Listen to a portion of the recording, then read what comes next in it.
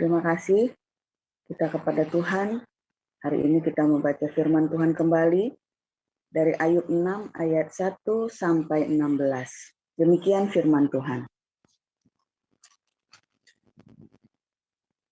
Lalu Ayub menjawab,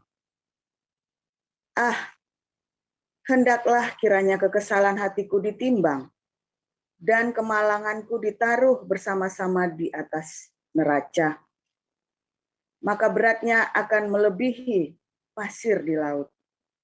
Oleh sebab itu, tergesa-gesalah perkataanku. Karena anak panah dari Yang Maha Kuasa tertancap pada tubuhku, dan racunnya diisap oleh jiwaku.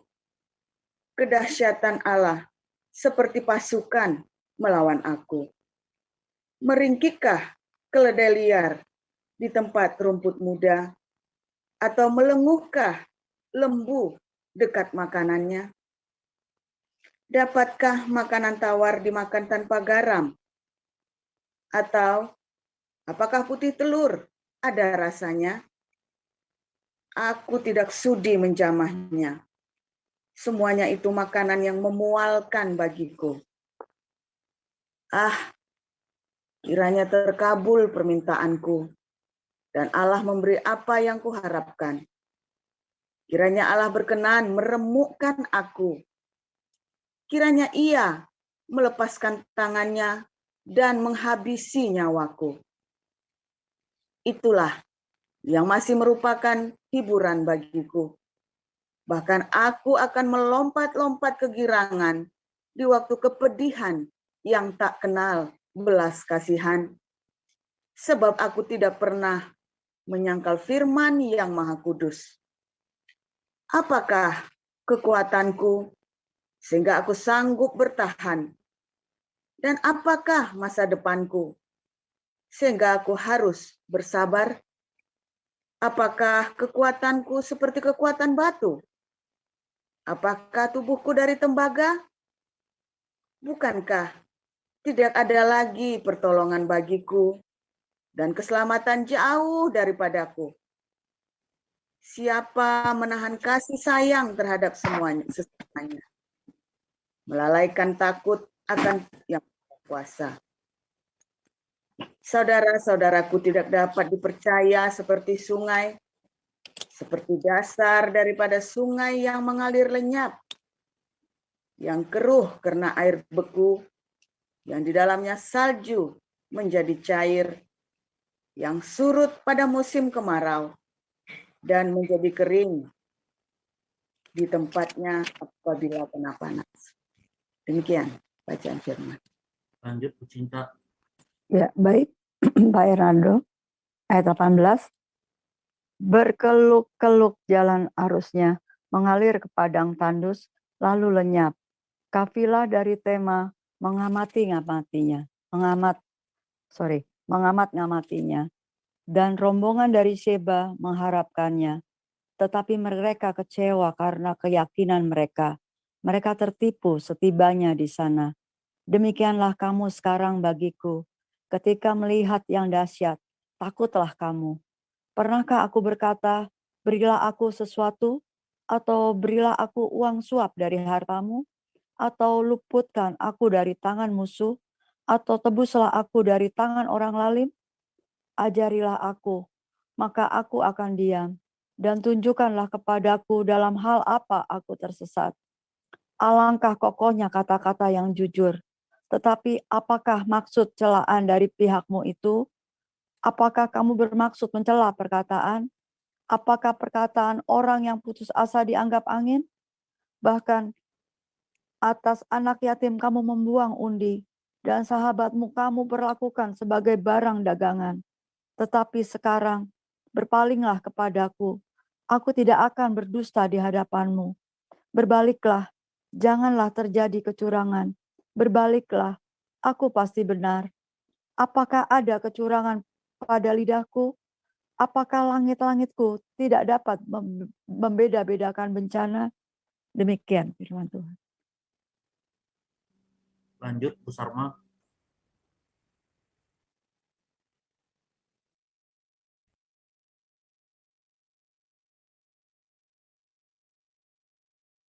Silakan Bu Sarma.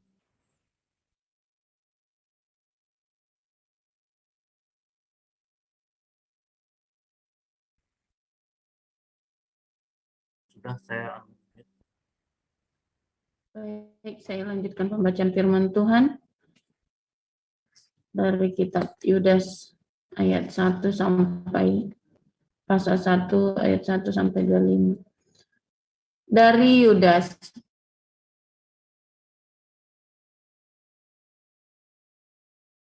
hamba Yesus Kristus dan saudara Yakobus dan yang dipelihara untuk Yesus Kristus. Rahmat, damai sejahtera, dan kasih kiranya melimpahi kamu. Saudara-saudaraku yang kekasih, sementara aku bersungguh-sungguh berusaha menulis kepada kamu tentang keselamatan kita bersama, aku merasa terdorong untuk menulis ini ke kamu dan nasihati kamu, supaya kamu tetap berjuang untuk mempertahankan iman yang telah disampaikan kepada orang-orang kudus. Sebab ternyata ada orang tertentu yang telah masuk menyelusup di tengah-tengah kamu, yaitu orang-orang yang telah lama ditentukan untuk dihukum. Mereka adalah orang-orang yang fasik, yang menyalahgunakan kasih karunia Allah kita untuk melampiaskan hawa nafsu mereka, dan yang menyangkal satu-satunya penguasa dan Tuhan kita Yesus Kristus. Tetapi sekalipun kamu telah mengetahui semuanya itu dan tidak meragukannya lagi, aku ingin mengingatkan kamu bahwa memang Tuhan menyelamatkan umatnya dari tanah Mesir, namun sekali lagi membinasakan mereka yang tidak percaya, dan bahwa ia menahan malaikat-malaikat yang tidak taat pada batas-batas kekuasaan mereka, tetapi yang meninggalkan tempat kediaman mereka dengan belenggu abadi di dalam dunia kekelaman sampai penghakiman pada hari besar, sama seperti Sodom dan Gomora dan kota-kota sekitarnya, yang dengan cara yang sama melakukan percabulan dan mengejar kepuasan-kepuasan yang tak wajar, telah menanggung siksaan api kekal sebagai peringatan kepada semua orang. Namun demikian orang-orang yang bermimpi-mimpian ini juga mencemarkan tubuh mereka dan menghina kekuasaan Allah serta menghujat semua yang mulia di surga. Tetapi penghulu malaikat Mikael ketika dalam suatu perselisihan bertengkar dengan iblis mengenai mayat Musa, tidak berani menghakimi iblis itu dengan kata-kata hujatan, tetapi berkata, kiranya Tuhan menghardik engkau. Akan tetapi mereka menghujat segala sesuatu yang tidak mereka ketahui, dan justru apa yang mereka ketahui dengan nalurinya seperti binatang yang tidak berakal, itulah yang mengakibatkan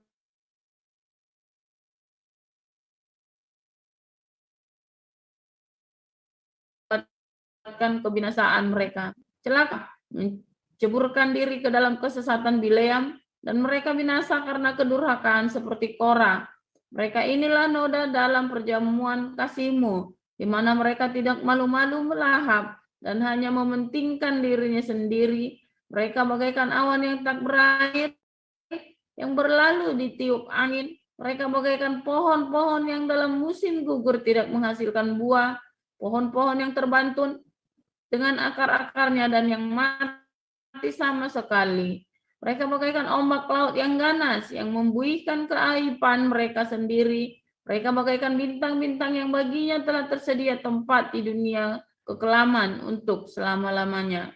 Juga tentang mereka Henok, keturunan ketujuh dari Adam, telah buat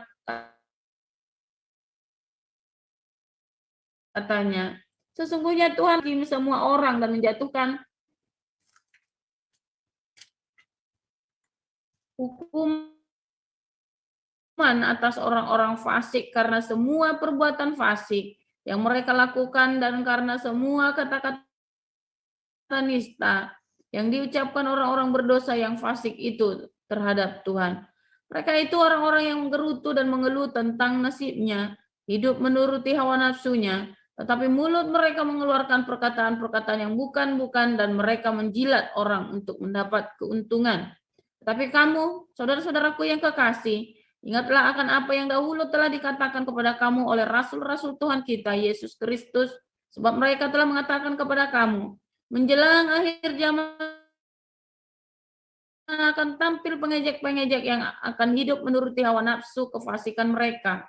Mereka adalah pemecah belah yang dikuasai hanya oleh keinginan-keinginan dunia ini dan yang hidup tanpa Roh Kudus. Akan tetapi kamu, saudara-saudaraku yang kekasih, bangunlah dirimu sendiri di atas dasar imanmu yang paling suci dan berdoalah dalam Roh Kudus. Peliharalah dirimu demikian dalam kasih Allah sambil menantikan rahmat Tuhan kita Yesus Kristus untuk hidup yang kekal. Tunjukkanlah belas kasihan kepada mereka yang ragu-ragu. Selamatkanlah mereka dengan jalan merampas mereka dari api. Tetapi tunjukkanlah belas kasihan yang disertai ketakutan kepada orang-orang lain juga. Dan bencilah pakaian mereka yang tidak dicemarkan. Dan bencilah pakaian mereka yang dicemarkan oleh keinginan-keinginan dosa. Bagi Dia yang berkuasa menjaga supaya jangan kamu tersandung dan yang Dia dapat kemuliaannya. Allah yang Esa, Juru Selamat, bagi Dia adalah kemuliaan, kebesaran, kekuatan dan kuasa sebelum segala abad dan sekarang dan sampai selama-lamanya. Amin. Ya, amin. Silakan untuk pemberitaan firman Tuhan, Pastor Paul.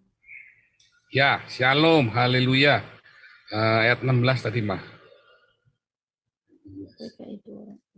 Ya, oke, luar biasa ya. Ketika kita menghadapi banyak sekali pencobaan itu, kita seringkali kita mencari pembenaran ya. Kita mencari pembenaran itu caranya dengan berbagai macam cara. Ya, dari mulai merasa nggak bersalah, ya.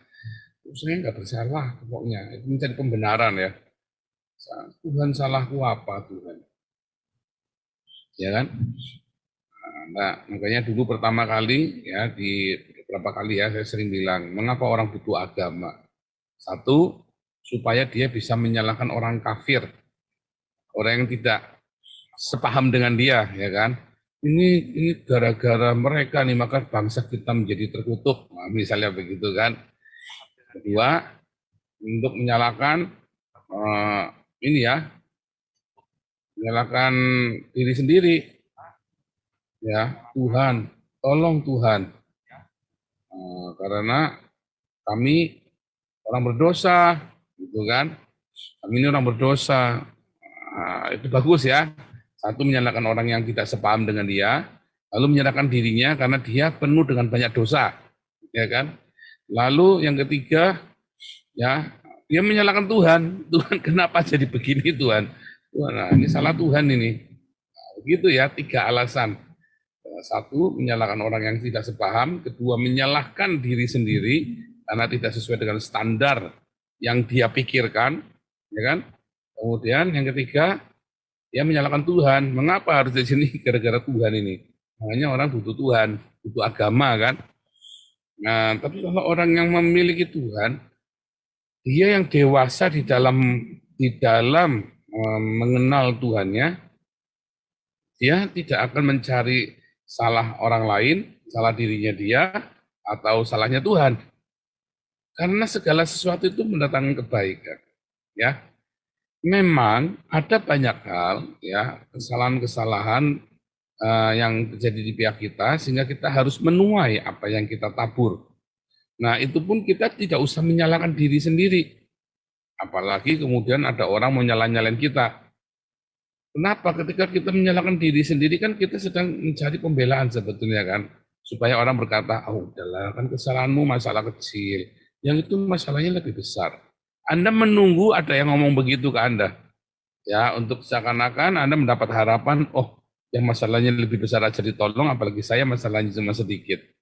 Nah, itu dulu waktu saya kuliah psikologi diajari itu ya, bagaimana mengalihkan stres, mengalihkan permasalahan itu, ya. Lumrah, namanya manusia kita masih bisa bikin salah.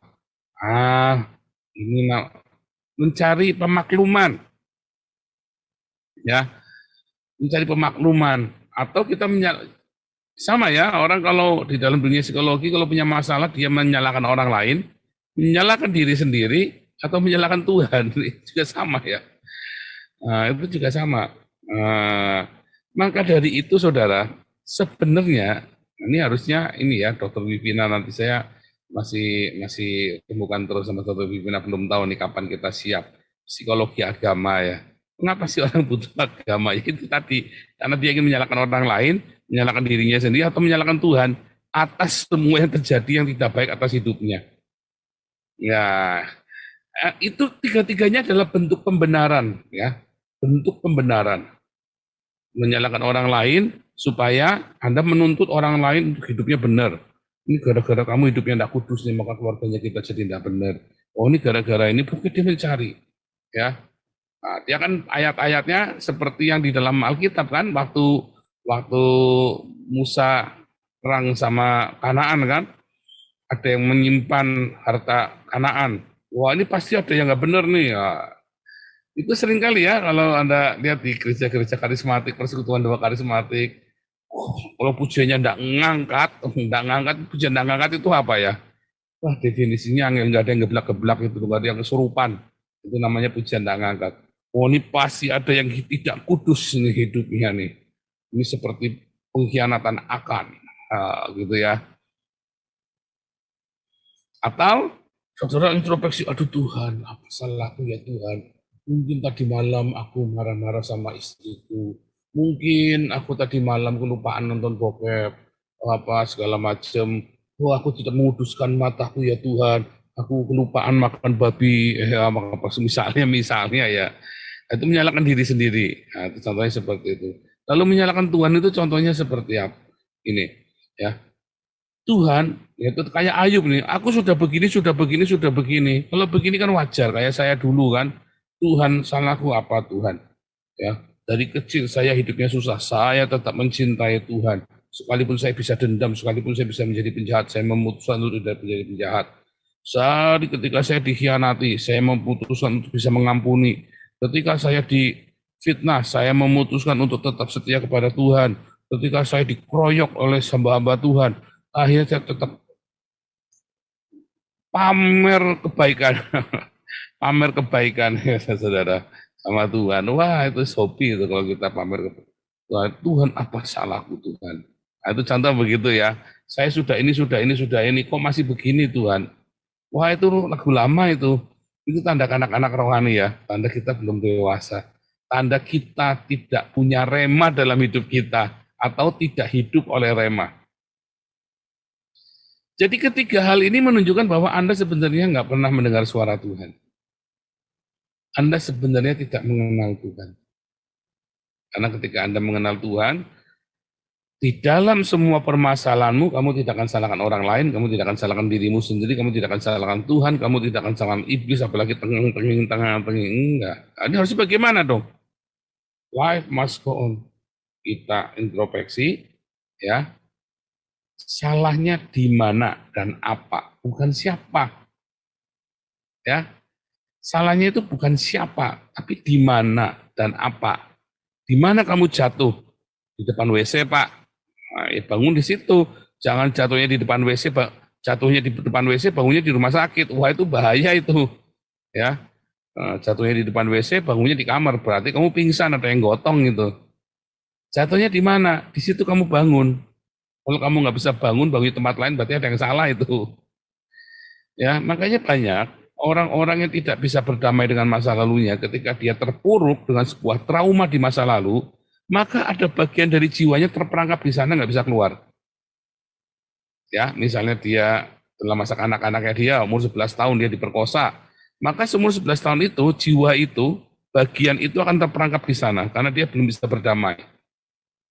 Belum bisa menerima kenyataan dia diperkosa. Kalau ada orang yang hidupnya bangkrut, di usia 40 tahun bangkrut, saudaraku. Wah, maka satu mandek usianya dia. Wah, dia akan cerita semua yang ambisius, tapi bus kosong semua, saudara. Nanti dia cuman ngelamun kerjanya begitu, sama berandai-andai, ya.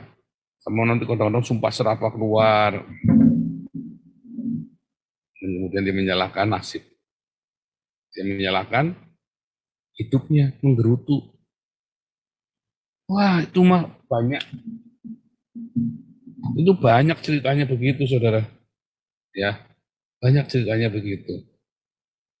Mengapa bisa seperti itu? Ya karena dia tidak punya rema dalam hidupnya. Dia tidak mengerti, dia tidak dengar suara Tuhan. Ketika dia jatuh, dia kayak ketek ditulup, bingung. Ya kan, kenapa aku jatuh ya? Kenapa ya? Dan dia memang dasarnya bebal, dia tidak mau belajar. Dia selalu nanya begitu jatuh, bukan mengapa dan apa, tapi apa? Siapa? Siapa nih gara-garanya? Ya kan?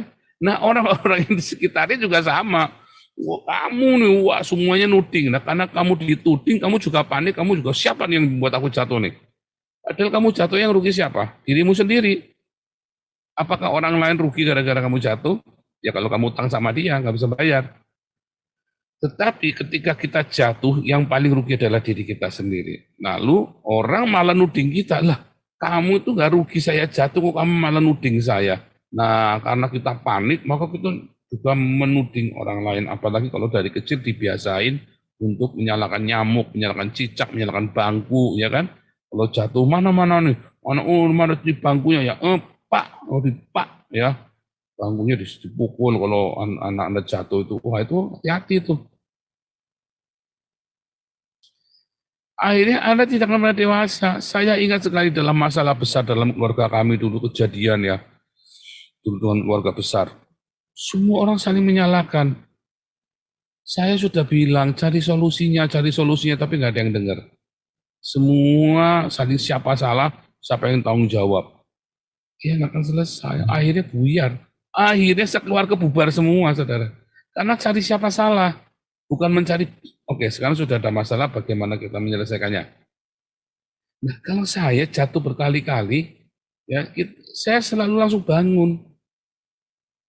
Ya 7 kali orang benar jatuh, dia akan bangun. Itu saya sudah rema dari dulu. Ya 7 kali. Nampaknya Tuhan, nah sekarang gini, kenapa saya jatuh? Nah, kan balik lagi kan, apakah saya mau menyalahkan diri saya sendiri karena begini, karena begitu? Oh iya sedikit, tapi itu hanya buat sebuah analisa, tetapi bukan analisa evaluasi ya, tapi bukan untuk menuduh diri sendiri. Jangan pernah menuduh dirimu sendiri. Ya, karena 7 kali orang benar jatuh, dia akan bangun. Dan Tuhan sudah taruh rema itu di dalam hati saya, dan dia izinkan saya jatuh 7 kali. Dan dia buktikan 7 kali itu juga saya bangun. Bahkan jatuhnya saya yang terakhir itu bukan cuma jatuh, gedebruk, leprak, kenyot, waduh, pokoknya sampai gepeng, saudara, melenyet, pokoknya. Tetapi tetap bangun kan? Tetap bangun. Ya, di dalam jatuhnya itu, ya saya tidak menyalahkan orang lain, sempat ya waktu jatuh yang terakhir itu saya menyalahkan orang lain, menyalahkan ini. Tetapi begitu saya sadar, stop, ini salah saya tua yang saya tabur, jalanin. Sakit, tapi sebenarnya di dalam rasa sakit itu saya ngamatin orang, saya belajar. Oh, ini orang munafik ya ternyata. Kelihatannya ceritanya Tuhan terus, tapi bullshit semua. Oh, ini orang sudah tahu saya kere. Ini orang lebih kere dari saya. Mana-mana mintanya dibayarin makan. Saya bayarin terus. Begitu sudah kejadian, ya, saya benar-benar ketahuan udah nggak punya uang, ya hina-hina saya. Oke, catat. Bukan dendam ya, catat. Artinya ada orang yang seperti itu. Anda jangan sok lagu gue semua orang baik. Tidak ada, memang ada orang tipe-tipenya masing-masing. Anda harus siap dengan semua tipe itu dan Anda catat. Supaya Anda tidak naif. Ya kan? Banyak orang, ceritanya baik-baik. Saya enak ya kalau ada cerita orang munafik retorika gitu tuh, jangan deket-deket saya lah. Jangan deket-deket saya. Ya, biasanya orang yang retorika, sok sopan, sok baik itu biasanya jahat yang minta ampun. Pengalaman ya, itu pengalaman pribadi. Orang yang begitu tuh biasanya justru malah jahatnya minta ampun ya. Balik lagi tadi. Jadi saudara, apa yang harus kita lakukan dong supaya kita jangan membenarkan diri sendiri? Ya satu, Anda ketika jatuh, Anda harus punya rema. Pertama kali jatuh, ya, saya selalu nanya, Tuhan, salah di mana Tuhan? Supaya saya perbaiki. Banyak orang salah paham ketika saya nanya, ya dulu saya punya bos ya kalau ada salah. Pak, salahnya di mana supaya bisa kita perbaiki? Pak Paulus jangan saling menyalahkan begini. Loh Pak, saya tidak cari siapa salah Pak. Saya cari salahnya di mana supaya kita perbaiki sama-sama. Terus saya punya anak buah, selalu cari siapa salah ya. Marahi ya. Jangan cari siapa salah, tapi kita sekarang cari salahnya di mana, apa yang salah, kita perbaiki. Biasanya nanti siapanya itu akan muncul sendiri dan biasanya sudah nggak perlu lagi.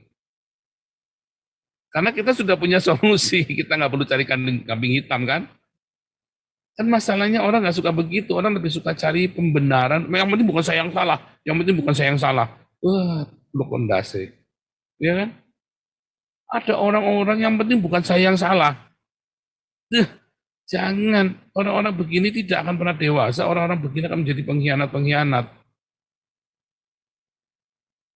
Jadi kalau lagi ada masalah, Anda jangan mencari pembenaran, yang penting bukan saya yang salah. Itu juga nggak baik. Tetapi sama-sama cari solusi. Oke, ini sudah terlanjur, kita harus apa nih?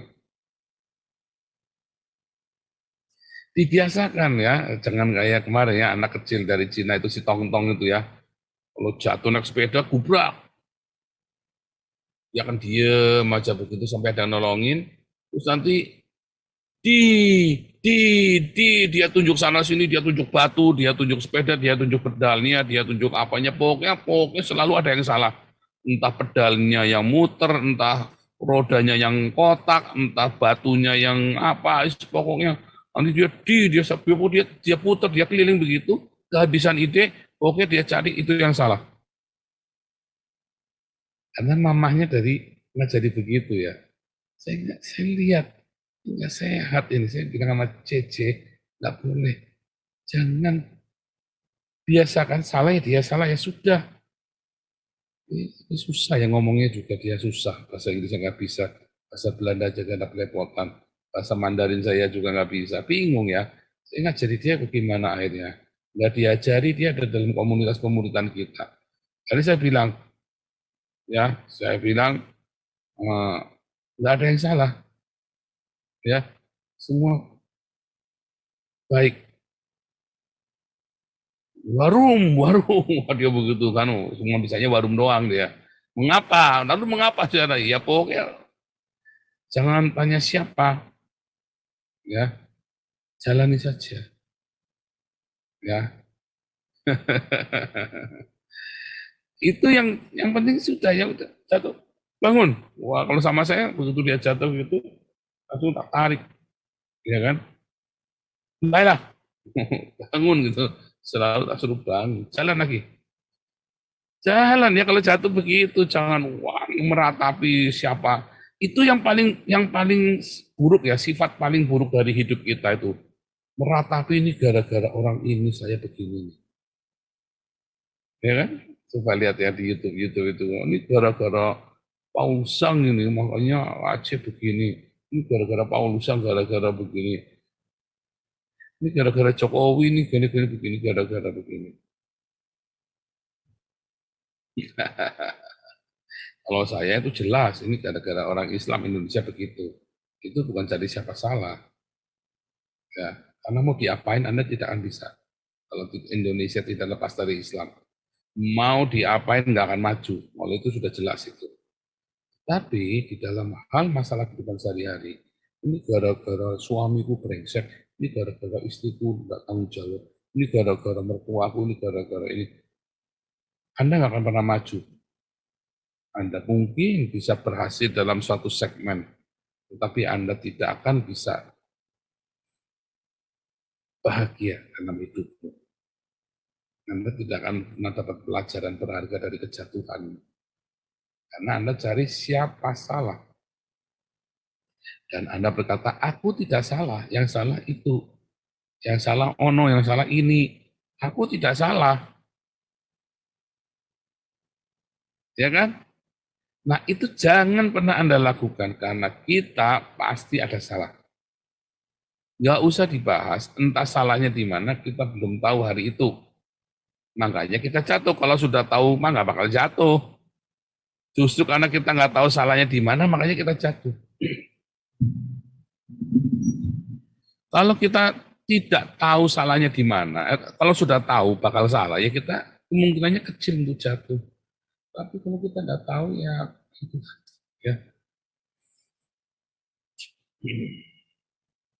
Yang paling mengerikan adalah ketika Anda jatuh dan Anda tidak tahu mengapa Anda jatuh.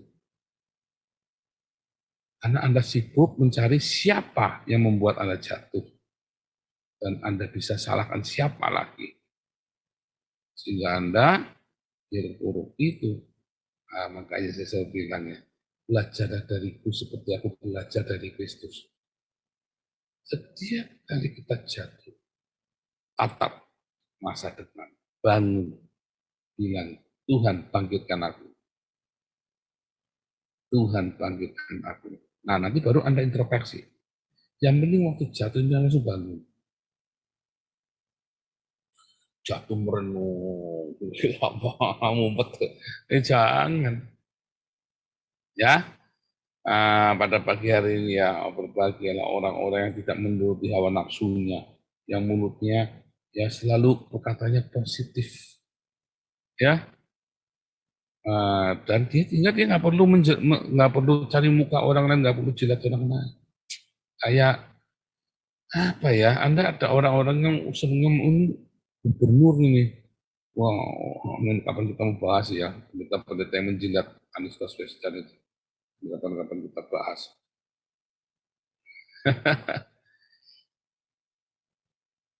Biasanya orang-orang gitu nanti, ya orang-orang yang berusaha mencari muka jabat ya atau apa, biasanya juga nggak berkualitas hidupnya.